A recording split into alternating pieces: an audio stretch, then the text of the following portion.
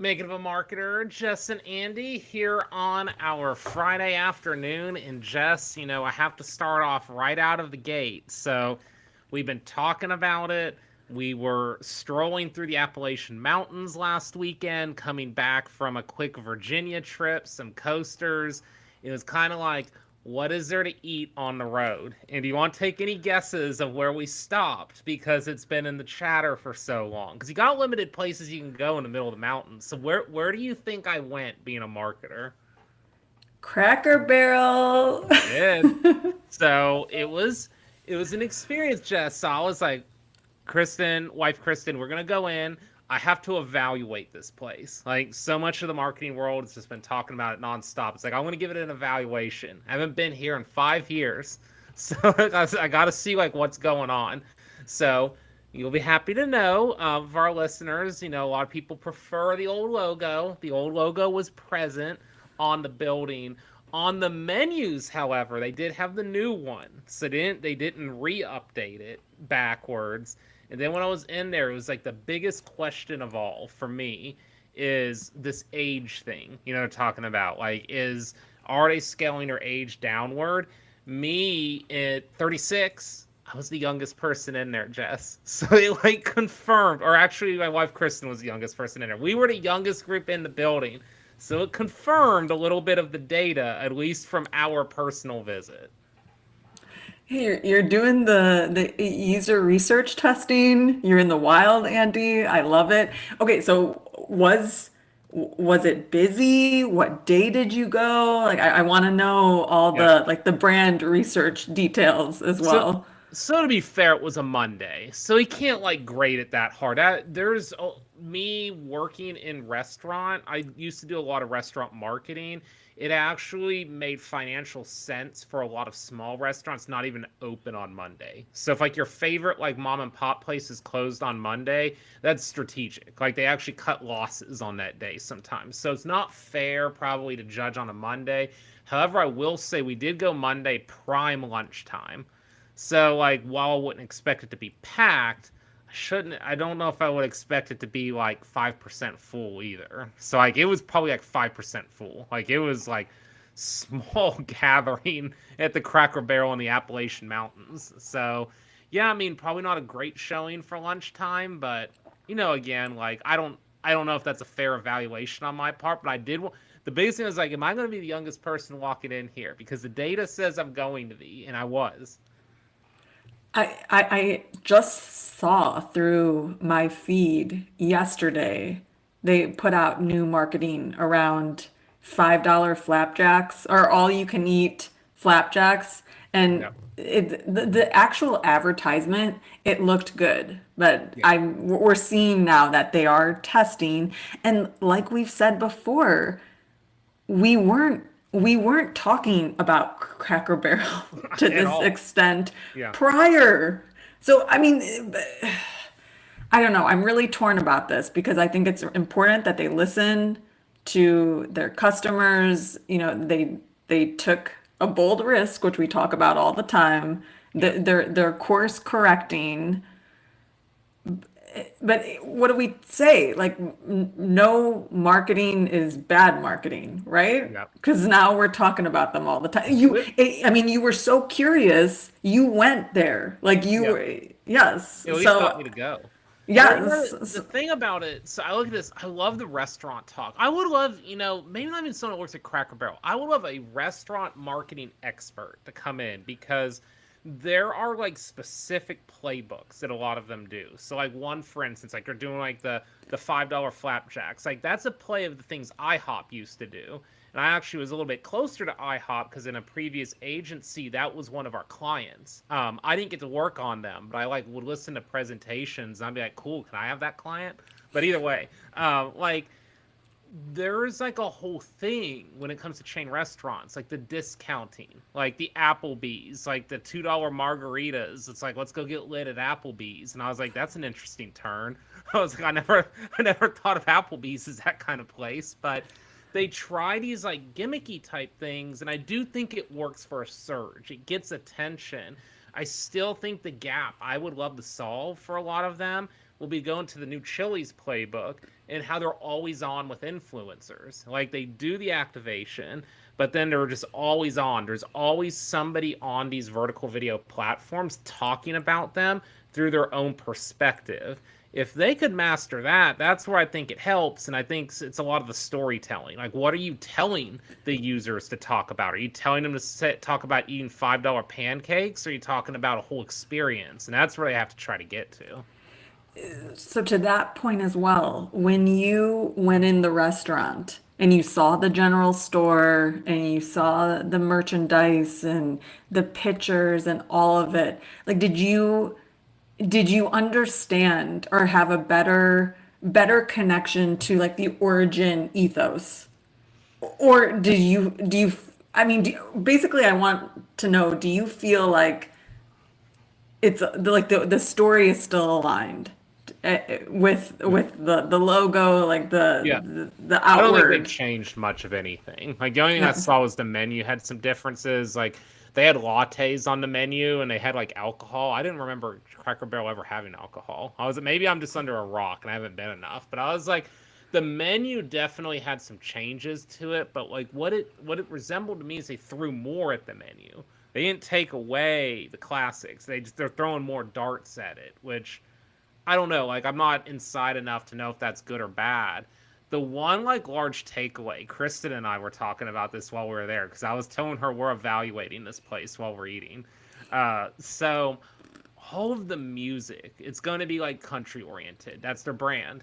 All of the music was like ancient country, and like both of us came to this conclusion. It's like it feels like it's a place for somebody that's 60 based on the music. Like country music is very popular right now. Like you could almost say it's one of the most resurgent genres of music available. Like there's all kinds of ranges, subgenres, and we started to think about, are they tapping into more of that like modern country, kind of younger country? Like some of the older folks might say it's not true country, but if it's like kind of like that type of brand, like I'd be curious if there's ways they could tap into that, like having the artists have like their merchandise in the stores and their music played, like started to like go down that rabbit hole a little bit and how you age down. See, now you're answering the question for me. So to me, just based on the music, and this is just showing too, all the elements, all the things that go into an experience and how it's all tied to marketing. Mhm. So the fact that they were playing the older country music and they reverted back to their origin logo in this origin story, to me, that connects. That's listening to their Yeah. customer base, knowing that they are older. If they were going to go the route of the younger or the younger country artists, or looking at things that are a little more trendy or on Get some point get some jelly with, roll in there or something. yes, Yeah. and then to me that would align with the logo refresh. Yeah. I just always I wonder, this is like what's a great marketing topic. It's like what is like you do all your listening, you listen to the customer you have, you listen to the customer you want, and like where is there like a synergy in the middle? And maybe there's like a listening you do. Maybe there's like a Gen Z listening activity you do for them. There's a millennial listening activity, and there could be like, retiree listening activity. And you like listen to all the things that they want and you try to find where something aligns. Because that's something I think you and I talk about a lot. We are driven in marketing a lot of times to where everybody is so different. Like I feel like Gen Z are treated like aliens sometimes when it comes to marketing. But I think if you actually looked at the research, you'd find there are some similarities where you can cross generations over. You just got to find like that. You got to find that marker that works for everybody. And I think a lot of brands struggle with that because I think they're so in one lane or the other, or when they make a shift, they shift everything. Like, I don't think Cracker Barrel needed to change the logo. I do think they need to freshen things up, but I don't think it was the logo that was the problem. Exactly. And the thing was, and we've talked about this before, it's bringing the younger generations into the origin story. Yeah. That so I still think their play, and Andy and I are not on their marketing team. No, we're That would be fascinated fun. by the marketing. We're given some free advice here. The play is around knowing that you are still targeting the baby boomers. Oh, what's above a baby boomer? Potentially, Gen X. yeah, Gen X, the baby boomers, and it's the nostalgia. It's the wanting to connect for Gen Z, wanting to connect with your grandparents, your parents, and bringing them to a place that they went to when they were younger. Yeah. And And then the and, and it, country aspect. Like sometimes, so yes. this is where, I think it's good. We've had healthy discourse. Like, some marketers like said on LinkedIn, I think go too hard at Cracker Barrel. Like, like I don't like the yelling marketers yelling at each other. But I do like the discourse, like just like debating things. Like one of the things that came up is the country aspect. Like, is that lost on Gen Z? And I disagreed with that. I said, no, country is very popular. Like Jelly Roll, you go Jelly Roll, Taylor Swift. You could go like more country, like Jason Aldean. Like there's like tons of them. Like I don't listen to country music. I'm a rocker. So like if it was like Rock Barrel, I would be there like frequently. But either way, like I know the names because they're mainstream enough to where like I know about it and I don't even listen to the genre. So like it is popular. Yes. So tying it back to again, like bringing the other generations into the origin story, still play that old music, still play like what makes Cracker Barrel, Yeah. and what has driven the boomers to to have this loyalty, this brand loyalty for the restaurant, and then, bring the younger generations in with the boomers, and then you could start to showcase, some of the younger country artists, and those artists could then tell their story and how they were influenced by the older generation and the older artists, and how the older artists helped pave their careers. So that, again, there's a way to create the through line and connect these generations. I mean, to me, the storytelling is not going to say not do $5 pancakes. I'm just going to say your brand can't only be $5 pancakes. And this is like how you connect it together. But I think you hit on that point though. Now that there's attention, they have attention. They are being seen in a way that they were not seen Yeah. before. So they're trying to capitalize on on that attention, leveraging the energy right now to for these quick wins to get people in, to keep them top of mind. Yeah. Now let's talk attention now. Let's pivot because we got multiple subjects we have to cover today. We saw, recent news we've had, obviously, some nice discussions about the Fire Festival, the Fire spinoffs, Heath Miller, and whatnot. So we saw a recent sale. So Fire, the brand, was bought on eBay by LimeWire. I believe it was, yes, $245,000. So I first thought, Jess, I was like, that feels like a discount, like for buying a whole brand, isn't it? I maybe I have no idea. I mean, what is the price of a brand that was literally on fire and that Yeah. failed in so many ways? It It only makes sense so that LimeWire bought it. So I used, when I was a kid, I used BearShare and Napster and like all that stuff and installed viruses on my parents' computers. But, LimeWire, I didn't like, to me, like, let's talk about brands now. When they bought that, my first reaction, I was like, they still exist? So, like, it got them in the news, right? It did, and who they were bidding against. Yes, Ryan Reynolds. So to me, I mean, I think we all know how I feel about Ryan Reynolds right Yeah. now. So this was a win, major win for LimeWire, major win for Billy, for Heath. I mean, Heath followed up with us. We need to have Heath back on. Followed up Yes, with for us Paul. and Yeah. told us that it was super successful. I think this just completes the hero redemption story arc, showing that they did successfully deliver, and now the brand has a little bit of value Yeah. and LimeWire is taking it, and I can't wait to see where they're going to take it. I think it's interesting because, and Billy has hit on this, and Heath hit on this, is that just the name still has a lot of value because it was picked up by the documentaries and the different things that have gone on. I know Billy was selling all of the raw footage that they just shot from the pop up for a documentary maker to make it into something. So it's like the brand still, like, it's always had this value, but I feel like it's still something where LimeWire buys this and they don't completely know what to do with it. Like, does it become like Fire app, or like, are they gonna go do like some music festival? Like, it just is kind of like they want the name, but like what you do with it afterwards will be interesting. Or would they work with Heath on the pop-up concept and Yeah. continue out and improving and iterating on that since they've now shown that it can successfully be done? Yeah. I don't know. It's interesting. I'm kind of researching it as we go because I saw it pop up on our feed. And this is like the power of vertical video.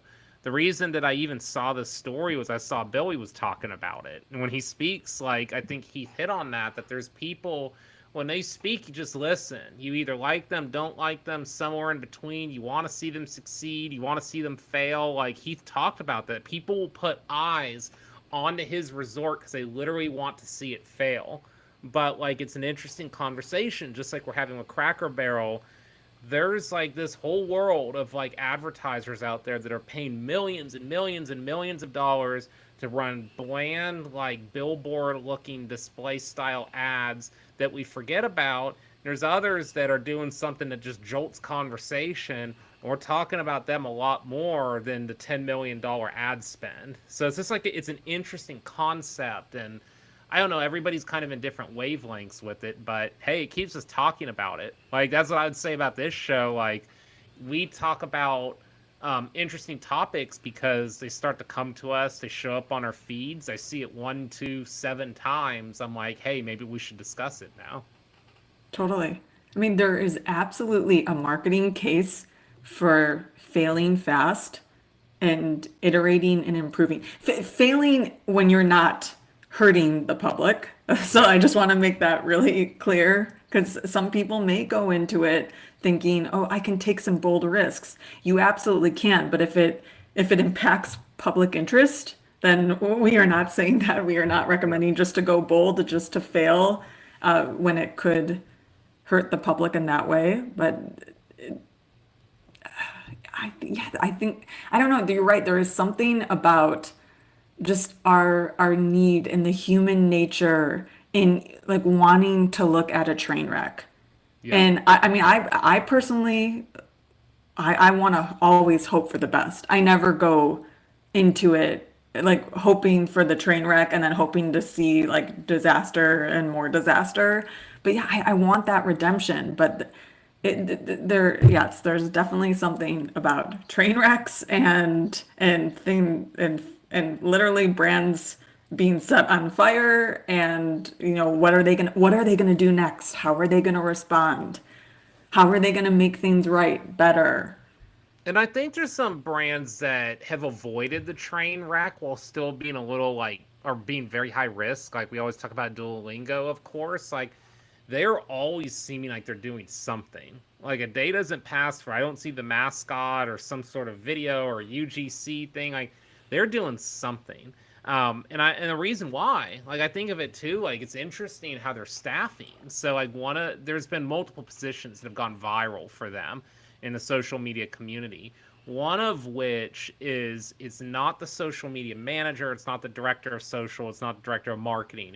It's a social media community manager. So someone who responds to people. They had the salary up that I think is the high point of 180,000. Like, that's how much they value how their brand is, not even the post, is just talking to their communities, talking to their customers on a daily basis. And I found that fascinating because though this type of role has existed and though this strategy has existed, we haven't seen companies go that hard and feel like it's that important. And I feel like those are the companies that are usually a little bit more of the risky takers out there, doing things a little different. So it's interesting to see. Like, I think some of these high risk brands right now, if you call them high risk, the American Eagles, the Cracker Barrels, like those out there, I think they could actually benefit from having that type of approach. Even LimeWire, like talking with their customers every single day on the platform. So you're doing that 100 times a day, 7 days a week, adds up quite a bit. Like you're really in the discussion and showing up on people's feeds. And when you do that and when you put it on the customer, when you're interested in the customer in that way, I believe like you can't go wrong in that approach, and it makes the risk seem less like a risk because you're taking the emphasis away from the brand. You're not putting it on you. You're putting it on your customer. You're putting it on your end user. You want to get a deep understanding of them and their problems. And if you do that, then the solution it's not as risky because you know this is what the customer wants. Yeah. Yeah, and the more that we are talking with them, I think the more we're just going to keep learning from them. So, I think that that's just always the case study to continuously keep wanting to be in discussion with them. Whether it's doing an actual discussion, tools, like both, like it keeps you on the top of mind with your users. But big subject, Jess. So like this is what I want to talk about. I want to ask you first. So, you and I, we're in the world of vertical video, talking about video, like working with clients to be better about their video strategies. So like, what's the vibe right now? How's it going? Because it's just a constant. I feel like it's just a constant theme, no matter who we talk to, and even the most mature video clients still have a lot they're working through in this new age of how we're digesting content. Oh boy, you're right. This is an everyday topic. I talked about this so much at Stanford. I felt like I was busting myths with executives every day. Now returning to LinkedIn, talking to the brands and to the marketers, busting this myth and really just talking about how LinkedIn is not the suit and tie platform that we saw 5 years ago. Two things are driving this behavioral shift. One, just the way in which we consume content and what our social environment looks like. So you've got the energy from TikTok, you've got the energy from Instagram, YouTube. All of these platforms are now playing into like what needs to be done on LinkedIn. And second, you've got this whole new buying group think of this generational gap that we've been talking about with Cracker Barrel. Now you've got decision makers and buyers that are Gen Zers. So Gen Zers, they love to consume their content on TikTok, on Instagram, on YouTube, and it's a lot of what vertical video, short, low res. What else, Andy? Yeah, the trends, taking trends and turning them into lessons, all of it. I And think a big thing we've reviewed a lot lately, and a question that's come up a lot too, are the captions at the beginning. So you know how you get into like a short, a TikTok, like yes, at the very first couple of seconds, it tells you what you're listening to today. So like introduces it, and then I guess TikTok, because it sounds, sometimes they might verbalize it, but why should I be watching this video and telling someone immediately? And like and sometimes like the fonts and like whatnot, like the highlighter text, like is a big one right now. You see it all over the place. Should I be like doing like dolled up branded fonts, or should I just drop this highlighter text in Canva? I'm kind of like talking to these people. I'm like, I will go with like what the trends are. Like people like this style, because if it's too commercial looking, it's just like white noise to them. yes, yes. So taking all of that energy, converting it, transforming it to LinkedIn. So you still want to make it, we're not just saying like take your TikTok videos and post them on LinkedIn. It's like taking those elements, taking what's working and how we are consuming the content and making it applicable for LinkedIn. So, taking the trend, turning it into a business lesson. It's still it like across the board, no matter what platform you're on, it is all about your consumer. It is all about the people that you are designing your products, your solutions, your experiences for.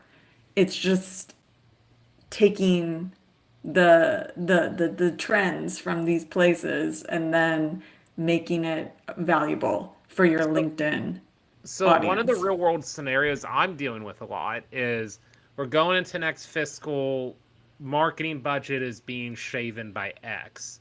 So like how do we continue to work together? Like if we're not going to have the resources maybe we had, and like one of the things I keep saying is you're not rewarded on LinkedIn or really any platform at this point because your content is higher production. I say that with an asterisk because you still want like framing to look good. You still want lighting to look good. Like I mean, you're still like you need someone with some sort of eye for this stuff still running your content.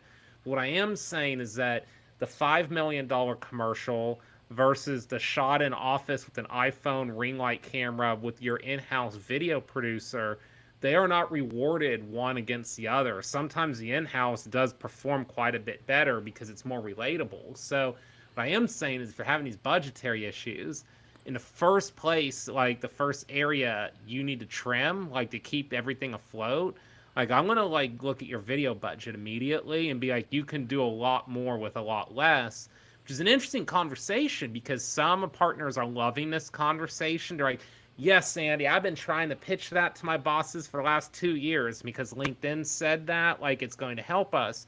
For others, it's a little tricky because there's an agency partner in play. And like I'm telling you to cut media budget and agency is going to be like, you're cutting our whole relationship if you do that. So it's like I think it's gotten to this weird area because a lot of services are built on like these Disney Pixar style productions. I think I agree. And the idea is the encouraging and the empowering of these executives to just get started, to just get on the platform, because this is what thought leadership looks like on LinkedIn right now in real time. So there is a place for this native creativity that we are talking about. There is still also a place we're seeing through our trends for these blockbuster type videos and the cinematic with the high cinematic value as well, still featuring your employees and the origin story, the hero story. And wow, Andy, I'm really using my hands today and I keep using them and hitting my mic. That's So how you're I'm supposed in to talk, though. It's proper speaking. Like if we're yes, I'm just like doing speaking lessons, you always use your hands, even when you're not on camera. So that's perfect. yes. Yes. So yeah. So there's still a place for both. And okay, now I'm gonna throw in. I'd love to get your hot take on this because I think this really blew me away. Have you heard about? Because there is controversy, of course.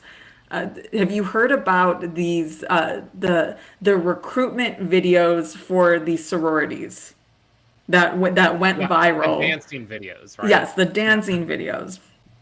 Okay. I looked at it as a marketer and I literally was blown away because I not just like you think about these kids, these are students that are creators. Like look at what they do with the videos and how they're editing. Like they're so much more evolved because of the TikToks, because of like Yeah. this creator economy that we are And in and you know than we why? were. You know why? So this is something I have this is the exact phrasing that I am using now with clients is they've given themselves permission to use tools like Canva, Figma, Opus Clip. For other like marketing teams, I've been there, done this 20 years, it's taboo to use such a thing. They use Final Cut Pro, Adobe Premiere. You have to go through courses. Like I've used these softwares. It takes years to master these softwares. But those Gen Zers, like they're TikToking and doing the sorority videos, they know these quick editing tools in their phone are pumping video content out like lightning. And that is something we could all learn from. Like, because even me, when we pump our short clips out, Jess, I'm good at it, but I'm not at that level. Like I'm not at viral level with doing it. I know, I was looking at it, I was like, wow, we do not move any cameras. We do Yeah. we are not there, but you are exactly right. Like that is the mindset that these executives need to start to possess and find the creative inspiration in the encouragement. We're not saying go put a dance video on LinkedIn, but there are elements in the way that they use this low res, they use just a smartphone and how they are filming and how they are telling their story that is so effective, and that is what people want to see. Yep. And so I think of it just like through this, like it's old school marketing, social media, and you got to always put yourself in the shoes again of the customer. This is where we always come back to here is that when you hit your thumb on LinkedIn, Instagram, TikTok, do you hit your thumb on it because you're going to look at ads today, or you hit your thumb on it because you're looking to engage with content for 5 minutes in between meetings? That's the difference. So, like, when you do create your content, even if it is a paid ad, are you doing it in a way that a user would come onto the platform? I think what's becoming this interesting topic, like, as things start to shift with search and AI and things get like pricier on different platforms, like CPLs, cost per clicks, they tend to go up over time. With all this conversation, it's around that. I ask, are you running ads or are you building a content system? Are you building a content strategy or are you just running ads? If you're just running ads, you are accepting that your costs will continue to rise. Like they will not go down. So you will need to keep investing more.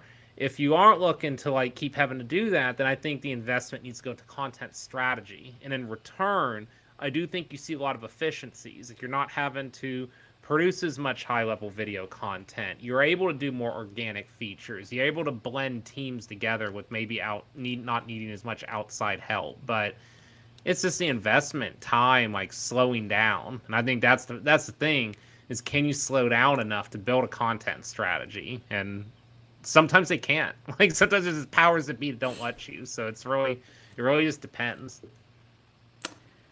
Yeah, it's really such a fun world out there right now for marketers. Yeah. Yeah. Actually, that's a good point brought up with the colleges. We were talking, because I handle EDU is one of my verticals. We were talking about this with colleges recently, and some of them say they don't have video content, it's not in scope. And then we see these like videos that their students are putting out. Like one of my partners brought up a good point. Is like, can't they just hire a student to produce some of this stuff to give them B-roll and tell them to produce video? And I was like, that's a pretty good idea. Like, I feel like a student, like, not to be unfair, like, like I understand, I was a film student, but I'm just gonna say a film student's gonna be a lot cheaper than like a marketing agency, and you probably get good content. Yeah, interns. This is the beauty of interns. And yes, but finding the creative inspiration across the generations. Oh my gosh, this is the theme for the today's show, Andy. Yep, Like it it's is. all tying back to it.